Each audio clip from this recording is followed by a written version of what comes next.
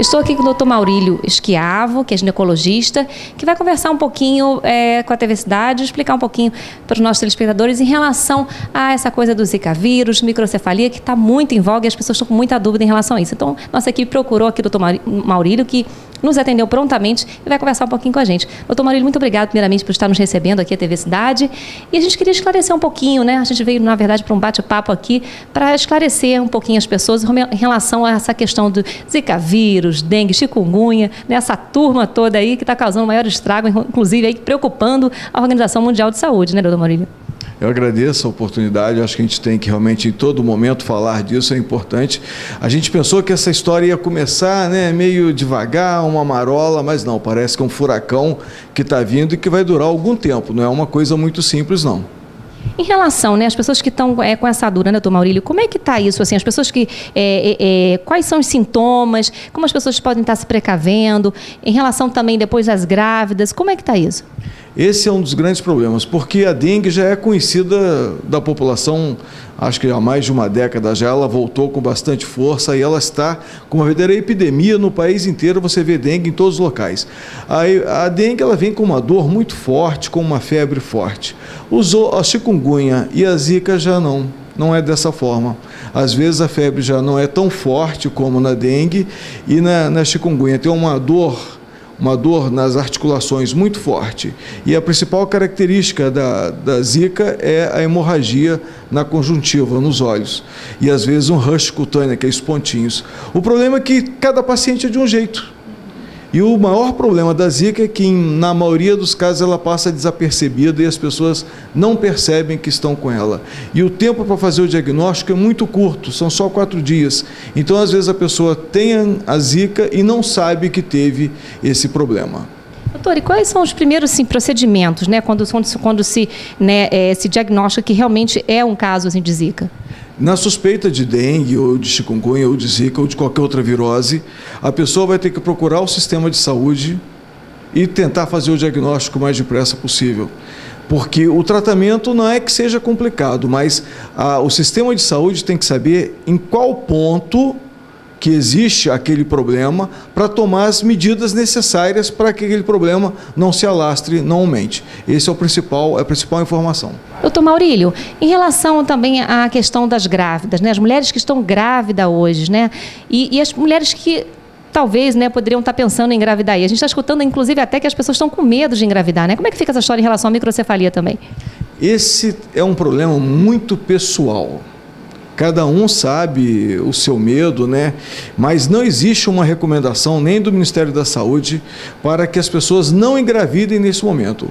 A recomendação é que as pessoas tomem os devidos cuidados para não ficar exposto ao mosquito, entendeu? Mas não existe uma recomendação para que eles não engravidam.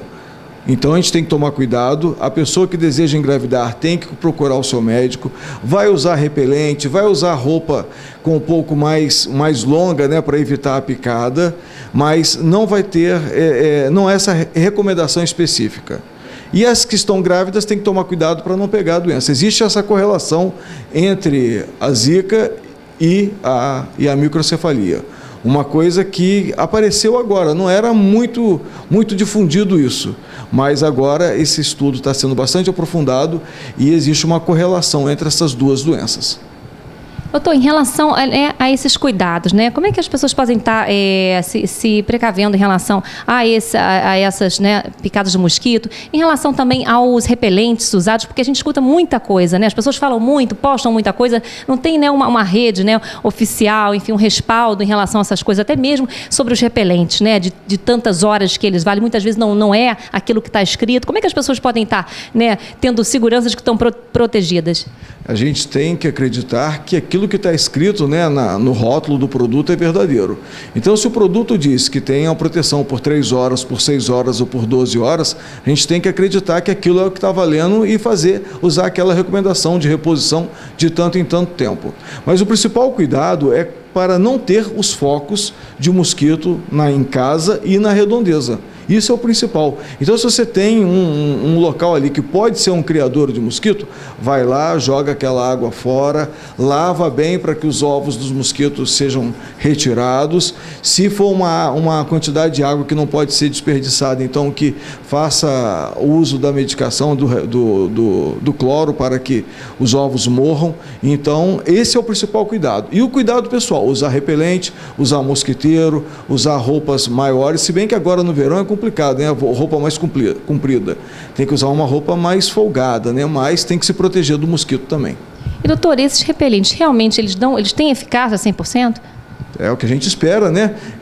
Todo produto ele é fiscalizado pelo Inmetro, pela vigilância sanitária. Então a gente espera que eles façam o efeito desejado.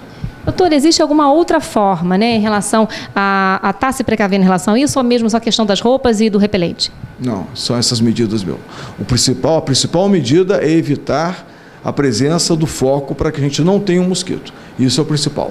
E essa ação tem que ser feita por todos, por mim, por você, por todo mundo. Não é uma ação isolada, o Estado sozinho não consegue resolver isso, a população sozinha não consegue resolver isso, tem que ser um trabalho em conjunto, um trabalho de toda a sociedade.